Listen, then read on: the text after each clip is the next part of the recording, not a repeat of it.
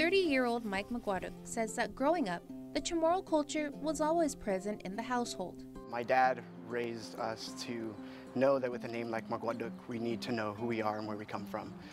So he always encouraged us to do whatever we were interested in to explore that. He tried to make sure that we could get at least a basic foundation of the Chamorro language, but he tells this story that when he would try to teach us more, we would laugh, and sort of like Cassie him about it.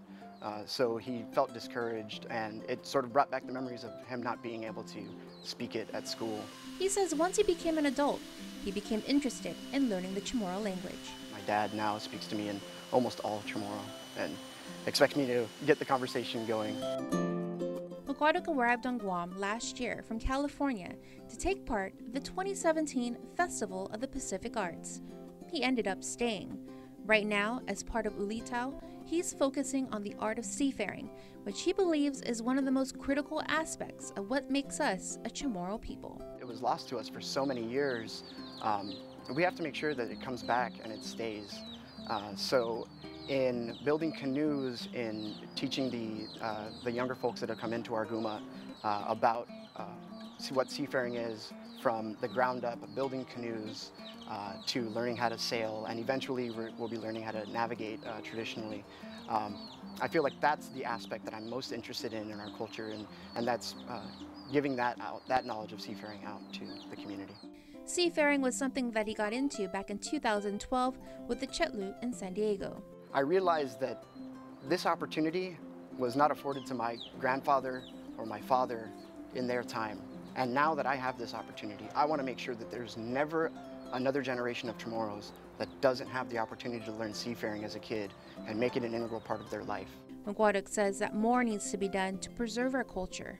We're here, we're strong, we've survived 4,000 plus years, and I think all it's going to take is just a little effort from my generation to make sure that they're pursuing their passions and sharing it. That's the most important part, is what you learn, you need to be teaching, and you need to make sure that your expertise does not just die with you. It needs to go on to the next generation. His inspiration? His father, Tony. He is the whole reason I even got started with seafaring in the first place.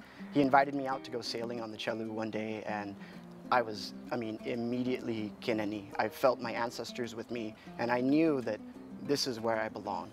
As for what advice he has for his generation?